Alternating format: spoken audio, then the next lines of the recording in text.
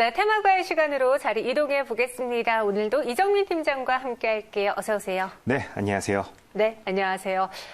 불확실성이 항상 상존하잖아요. 네. 그래서 시장에서는 투자자분들이 매수할까 매도할까 고민하시는데 그래도 그런 불확실한 상황 안에서 좋은 종목들은 또 주도주들은 수익을 계속 꾸준히 내주고 있습니다. 저희가 이전에 소개해드렸던 첨보도 2차 전지 쪽으로 우리가 접근을 한 거잖아요. 네, 맞습니다. 제가 지난 한 8월 4일쯤으로 기억을 하는데요. 네. 제 시청자 여러분들께 첨보라는 종목을 이제 추천을 드렸습니다. 추천드린 이후로 33% 정도 지금 수익 구간이 나오고 있습니다. 네. 제가 첨보를 추천드리면서 말씀드렸던 부분이 지금 현재 정부에서도 밀어주고 있고 기업들, 특히나 전방 기업들이 지금 수주를 굉장히 잘 받고 있다. 그렇기 때문에 첨보와 같이 이제 전해질, 2차 전지에 꼭 필요한 이런 전해질을 생산하는 업체들은 당연히 이제 그 주가가 우상향할 수밖에 없다라는 식으로 좀 말씀을 드렸는데요. 그러면 첨보 같이 이렇게 수익이 많이 나고 있는 종목들을 언제 매도하면 좋을지 가장 좀 궁금하실 거라고 좀 생각이 됩니다.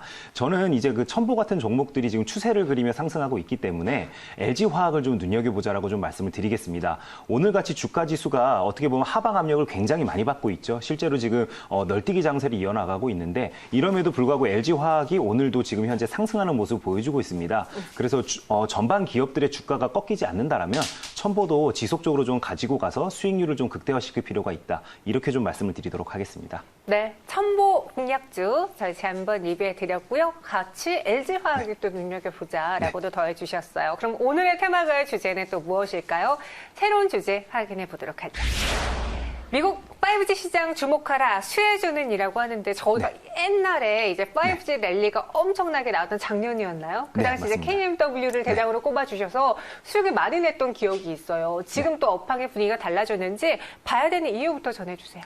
네, 지금 현재 이제 시장의 일단은 분위기를 우리가 먼저 좀 파악할 필요가 있습니다. 네. 그 전까지만 해도 우리나라 주식시장이 전 세계 60개에 걸쳐 있는 여러 시장들 중에서 가장 많은 상승을 할 정도로 뜨거웠었죠.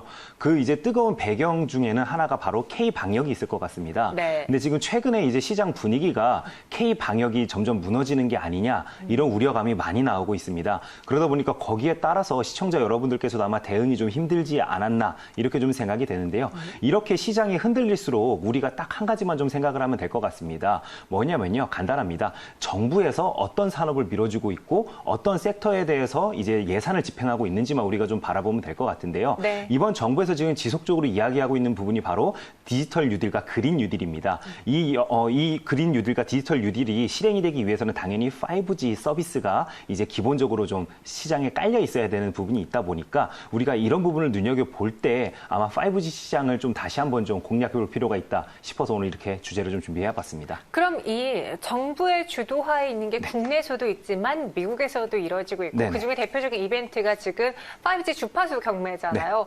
아직 결과가 안 나와서 나온다 하면서 안 나오면서 좀 출렁이지 않았어요? 예, 맞습니다. 네. 한동안 그 주파수 경매가 일반 투자자분들께서 생각하실 때 오늘 실시해서 그날 바로 결과가 나온다라고 좀 생각을 하셨던 것 같은데요. 네. 주파수 경매라는 게 자체가 일정을 가지고 지속적으로 좀 이루어지는 부분이 있었습니다. 그래서 이제 며칠 전에 주파수 경매가 끝났다라고 좀 말씀을 좀 드리겠고요. 네. 그래서 제가 이렇게 좀 표를 좀 준비를 해와봤습니다. 미국의 이제 대표적인 통신사 업체들을 이렇게 좀 나열을 좀 해놨는데요.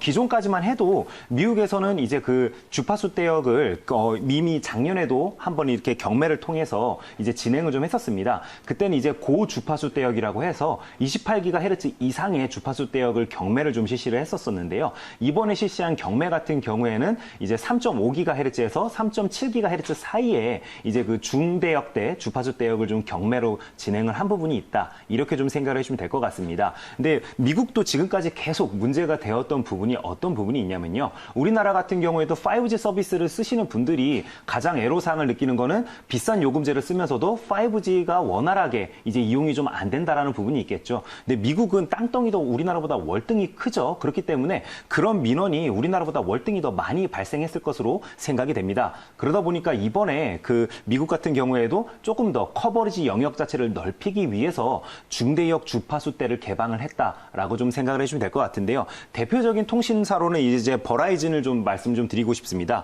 버라이즌 같은 경우에도 기존에 이제 고주파대역대 28GHz와 39GHz대를 이용을 하면서 5G 서비스가 시작이 되었다, 개화가 되었다라고 이제 신호를 좀 보냈다라고 한다라면은 이번에 참여한 부분은 3.5GHz입니다. 3.5GHz 시장이 이번에 이제 경매에 뛰어들어서 취득을 함으로써 이제 커버리지 자체를 좀 넓히는데 좀 집중을 하고 있다라고 좀 생각을 해주면 될 것 같고요.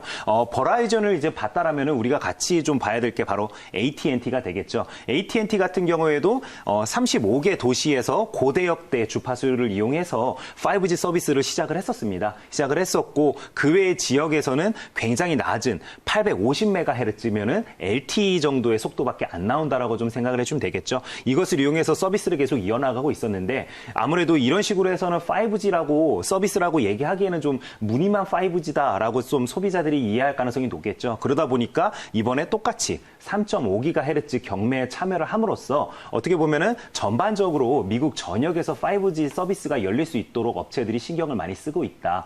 거기다가 우리가 또 하나 눈여겨봐야 될 부분은 미국에서는 5GHz 이하의 주파수 대역은 주로 이제 미국에서 군사용 주파수 대역으로 분류가 되었다라고 합니다. 근데 이번에 처음으로 민간 시장에 개방을 함으로써 미국 정부에서 시장도 열어주고 그리고 업체들이 거기에 발맞춰서 이제 장비도 깔 수밖에 없기 때문에 이번에 우리가 눈여겨봐야 될 포인트 시장은 바로 미국이 되겠다. 이렇게 좀 말씀을 드리겠습니다. 미국이 이렇게 5G 주파수 경매도 하고 인프라를 만든다는 건 미국 내에 있는 기업들도 5G 폰에 대해서 속도를 낼 거다라고 연결이 될 텐데 그럼 우리가 가장 기대하는 거는 애플의 5G 폰이잖아요. 네.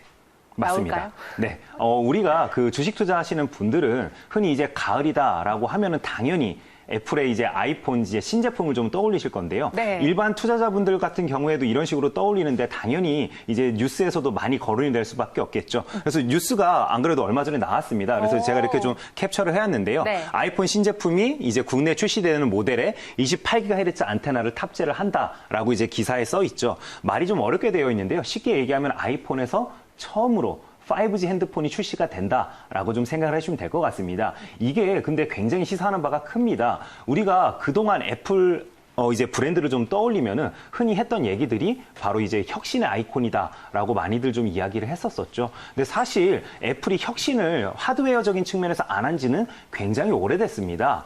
예를 들어서 이제 그 여기 지금 사진에도 보이는 듀얼 카메라를 좀 예로 들 수 있을 것 같은데요.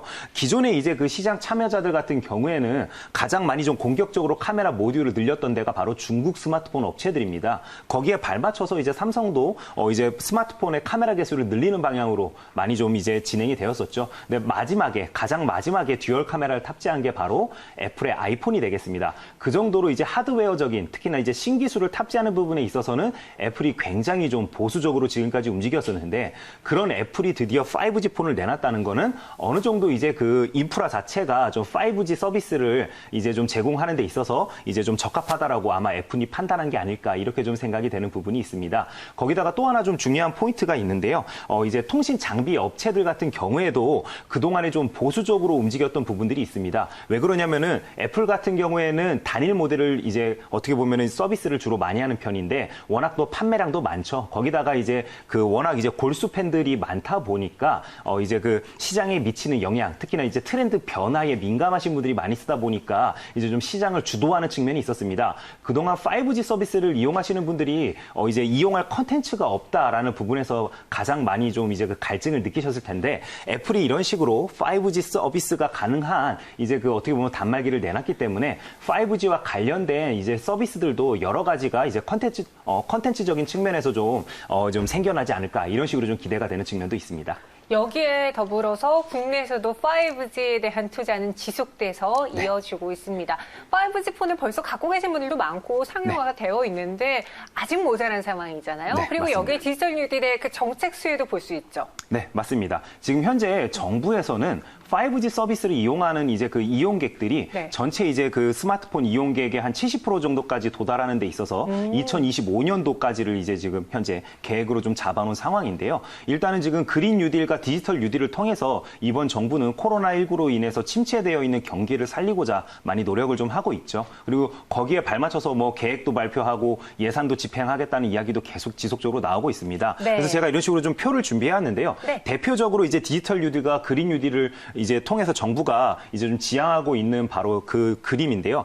대표적으로 이제 한 5가지 정도로 우리가 눈여겨볼 수 있을 것 같습니다. 첫 번째로는 AI, 그러니까 쉽게 얘기해서 인공지능이다라고 좀 생각을 해주시면 될 것 같고요. 그 다음에 이제 빅데이터를 이용해서 이제 그 스마트 시티와 좀 연계를 시키겠다라는 것 또한 정부에서 기본적으로 깔고 있는 큰 그림입니다. 그 다음에 이제 세 번째로는 스마트 팩토리가 되겠습니다. 아무래도 스마트 팩토리를 이용해서 이제 그 어떻게 보면은 공장의 자동화율을 높임으로써 이제 그 양산품의 이제 그 생산량을 늘린다라는 게 이제 정부의 목표다라고 좀 생각을 해주시면 될 것 같고요. 그 다음에 이제 스마트 시티, 아까 방금 말씀드렸던 스마트 시티도 당연히 이 안에 포함이 되고요.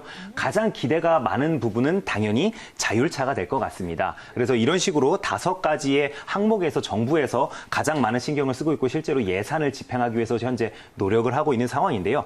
이런 모든 그 5가지 섹터에서 원활하게 이제 서비스가 이루어지려고 한다라면은 그 기반은 당연히 5G가 깔려 있어야 됩니다. 특히나 이제 아무래도 우리가 자율차 같은 경우에는 사고를 예측하고 예방하는 데 있어서 그 판단을 하려면 컴퓨터가 통신이 원활해야 되겠죠. 뭐 사물과도 당연히 통신이 돼야 될 거고 다른 자동차와도 통신이 연결이 돼야 될 거고요. 이래서 이런 식으로 이제 그 연동이 되어서 빠른 결론을 내리려면 당연히 5G 서비스가 원활해야지만 이런 서비스가 가능하기 때문에 결국에 큰 틀에서는 5G가 가장 주도하는 섹터가 될 수밖에 없다라고 좀 말씀을 드리겠습니다. 네. 그럼 이와 관련한 종목 안에서 우리가 어떤 종목을 탑픽으로 삼아볼지 지난번에 이제 5G에서 선택했던 것은 KMW였어요. 네. 그대로 유지하는지 다른 탑픽이 있는지요? 네, 제가 작년까지만 해도 시청자 여러분들께 네. 가장 많이 안내를 해드렸던 종목은 바로 KMW였습니다. 그 당시에는 왜 그랬냐면요, 중국 시장에서 5G 이제 관련된 서비스가 개화되기 때문에 KMW가 그쪽에서 가장 큰 낙수 효과를 입을 수밖에 없었기 때문에 그랬었는데요. 이번에 제가 시청자 여러분들께 지속적으로 말씀드리고 있는 종목은 바로 에이스테크입니다. 올해 같은 경우에는 5G 테마주와 관련되어서는 에이스테크가 가장 이제 대장주 역할을 하고 있다라고 좀 생각을 해주면 될 것 같은데요.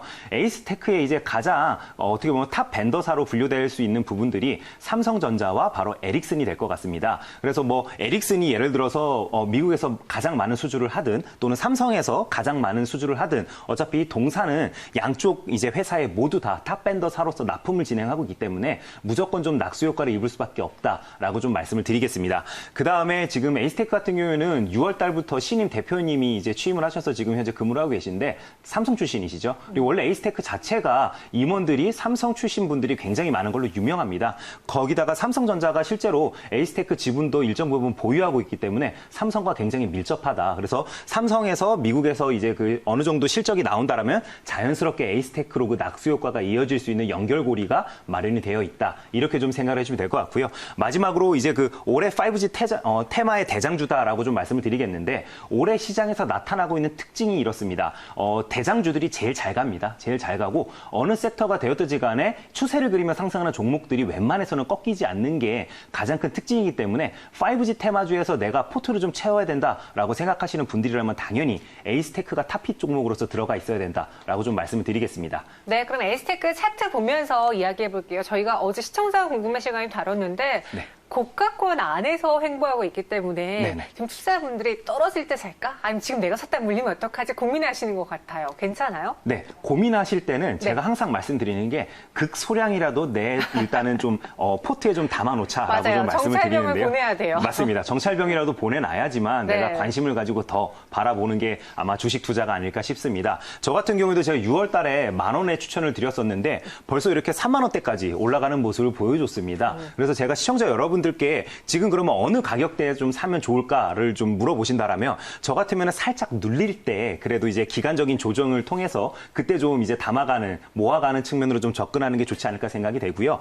제가 가장 추천드린 매수점 가격은 28,000원 정도가 가장 좋을 것 같습니다. 그래서 첫 번째 1차 매수는 28,000원대에 하시고 그 다음에 이제 예를 들어서 뭐 21선대에서 2차 매수, 그다음에 마지막 3차 매수는 61선을 깨지 않는다라면 61선 부근에서 이제 3차 매수를 함으로써 5G 테마주 안에서 시장에서는 에이스테크 한 종목으로 좀 포트를 좀 채워나가도 저는 충분하다라고 좀 말씀을 드리겠고요. 미국 시장이 본격적으로 이제 개화를 해서 발주가 나온다라면 동사 같은 경우에는 5만 원까지도 목표 가격으로 좀 볼 수 있을 것 같습니다. 그리고 손절 가격은 2만 원을 이탈하지 않는다라면 네. 이제 그 손절 안 하셔도 괜찮지만 만약에 종가 기준으로 2만 원 이탈하게 된다라면 손절로 대응해 주시면 될 것 같습니다. 그래도 손절가는 굉장히 낮은 가격대로 제시했어요. 그만큼 만약에 떨어지더라도 분할 매수 관점에서 보면서 지켜나갈 종목이다라는 의미로 풀이가 되네요. 목표주가 5만 원, 손절가는 2만 원 제시해 드렸고요. 에이스테크 기억해 주세요. 저희도 여기서 인사드리겠습니다. 고맙습니다. 네, 감사합니다.